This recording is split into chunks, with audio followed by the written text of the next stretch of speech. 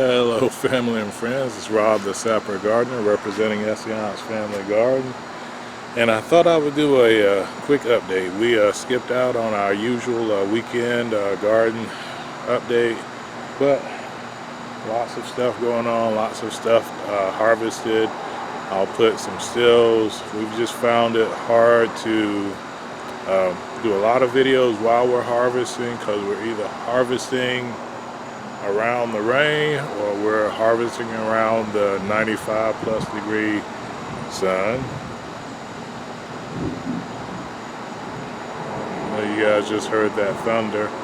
We don't expect to get any of the super severe weather that they're getting down south in Louisiana, Mississippi now, but it is going to make its way up here.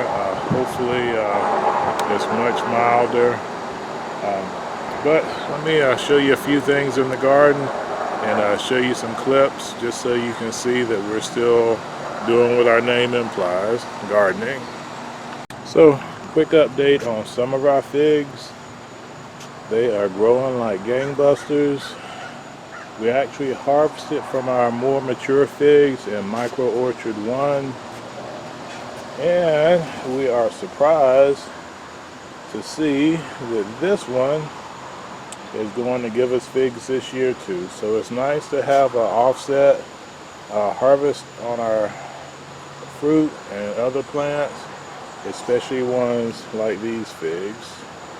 And this one was gifted to us by our Secret Santa. And let's see if I can find the tag again.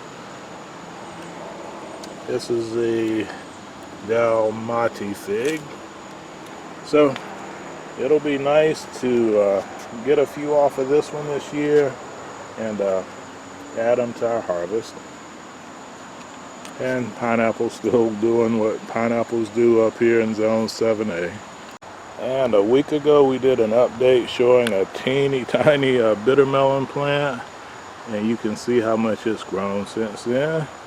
I wish the Tangelo was growing as fast as the bitter melon, but we'll take what we can get.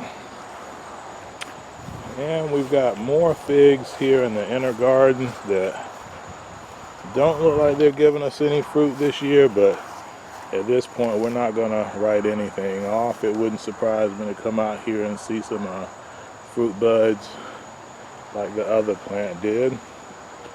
And our ones that got a kiss by the frost, we definitely aren't getting any fruit from those.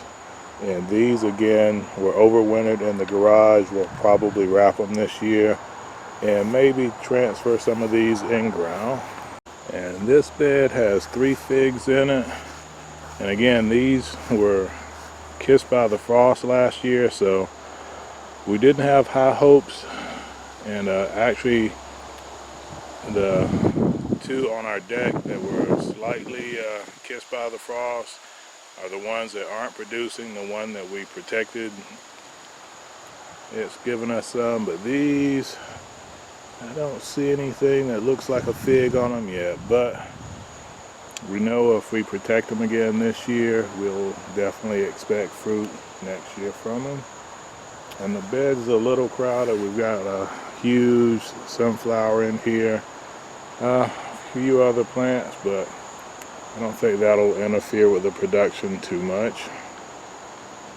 Yeah, we don't come over to the garage garden as much as we should. We've actually cleared it out a lot. We've harvested a lot of our potatoes from this bed. You can see a few plants still in there. We're gonna dig that up soon and see what we have.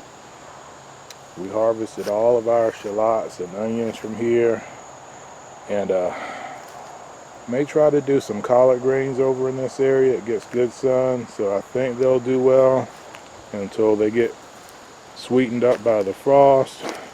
Got some Job's tears in here with some okra, which we've got to come over now. We just got this area cleared out a little bit better so that we can come out here and harvest without worrying too much about legless lizards and ticks and whatnot. You gotta harvest your okra really quick, because 1 minute it's the size of that little one, the next minute It's 6, 7, 8 inches long. And what we did in these beds, we actually came back this weekend, and we overseeded the bed with more okra. And we're gonna do a little experiment and see if we can get some succession crops from these before the frost gets here. And we actually probably still have potatoes down in there also. And we got our peanuts. So we'll see.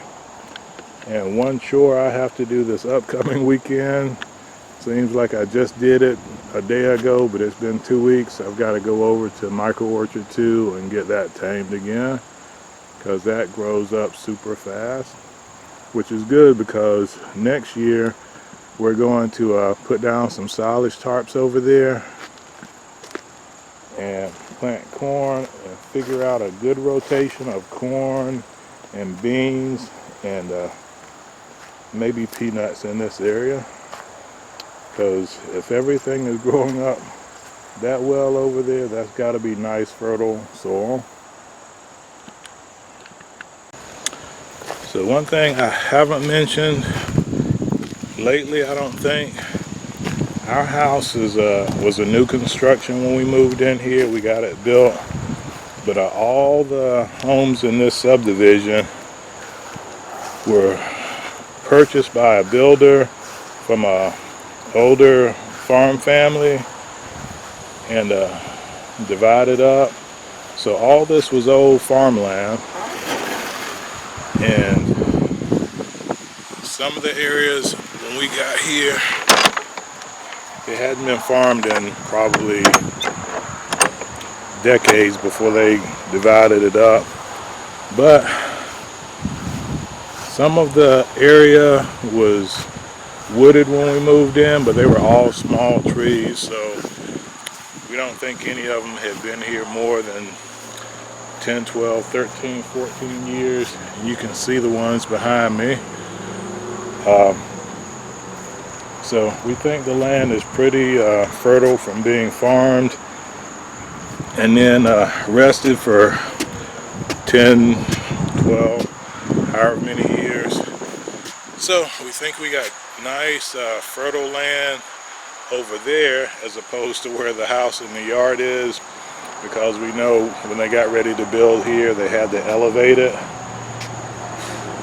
for drainage issues. So our house sits up on a little slight rise, but up underneath it's clay and probably the cheapest fill material they could get. But we think over in that area, and that lies low, so it also it gets good water, maybe too good. There may be some areas we want to elevate with some raised beds or whatnot, but yeah, we'll see.